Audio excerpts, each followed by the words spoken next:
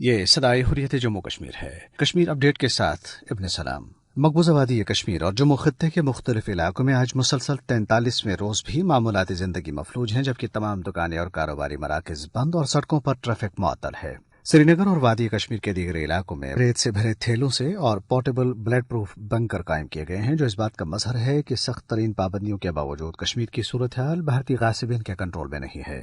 قابض انتظامیہ نے لوگوں کو جماعت اسلامی جموں ریجن کے معروف رہنما ماسٹر غلام نبی گندنا کی نماز جنازہ میں شرکت سے روکنے کے لیے کرفیو اور دیگر پابندیاں مزید سخت کر دی ہیں۔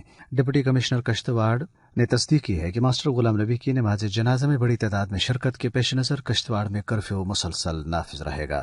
دریاسنا، پونا، بھٹنڈا، فرید کوٹ اور موہالی سمیت نصف درجن سے زائد بھارتی شہروں میں کشمیریوں کے حق میں اور مودی حکومت کے اقدامات کے خلاف مظاہرے ہوئے اور ریلیاں نکالی گئیں۔ مظاہرین نے نریندر مودی کے پتلے جلائے۔ پولیس نے پنجاب میں ہزاروں مظاہرین کو چنڈی گڑھ جانے سے روکتے ہوئے 20 مظاہرین کو گرفتار کر لیا۔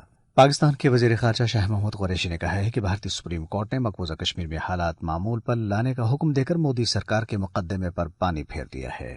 انہوں نے کہا ہے کہ بھارت جنیوا میں راگ الاپ رہا تھا کہ جموں کشمیر میں حالات نارمل ہیں، لیکن بھارتی سپریم کورٹ نے مودی حکومت کو حکم دیا ہے کہ کشمیر میں حالات کو معمول پر لایا جائے۔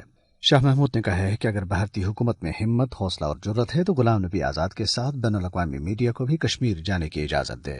یہ تھا تازہ ترین، اب سنیے تبصرہ۔ مقبوضہ کشمیر میں بھارتی لاک ڈاؤن کی وجہ سے گزشتہ 43 روز سے زندگی مفلوج اور انسانی حقوق معطل ہیں اور 80 لاکھ کشمیری یرغمال ہیں۔ بھارتی فوج کے محاصرے کے خلاف نہ صرف انسانی حقوق کی عالمی تنظیمیں، ادارے اور باضمیر افراد سراپا احتجاج ہیں، بلکہ بھارت کے اندر بھی کشمیریوں کو محاصرے میں رکھنے کے خلاف آوازیں بلند ہو رہی ہیں۔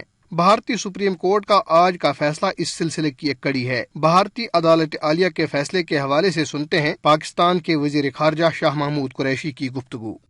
یہ فیصلہ میں سمجھتا ہوں امپورٹنٹ ڈیولپمنٹ ہے، پاکستان کے موقف کی تائید ہو گئی ہے، اور میں نے کل بھی کہا تھا کہ ہندوستان میں تقسیم ہے، آج سپریم کورٹ نے اس تقسیم پر مہر لگا دی ہے۔ اب میں مطالبہ کر رہا ہوں کہ اگر بھارت کی حکومت میں ہمت، حوصلہ، جرت ہے تو غلام نبی آزاد کے ساتھ انٹرنیشنل میڈیا کو بھی جانا ہے، انٹرنیشنل میڈیا جائے اور خود چیزوں کو قلم بند کرے، لوگوں سے ملے، لوگوں تک رسائی حاصل ہو۔ کل یورپین پارلیمنٹ کے سامنے بحث اور جو انسانی حقوق کی تنظیمیں ہیں ان کا موقف جب سامنے آئے گا، میں سمجھتا ہوں انشاءاللہ عمران خان کے نیو یارک پہنچنے سے پہلے بھارت بے نقاب ہو چکا ہوگا۔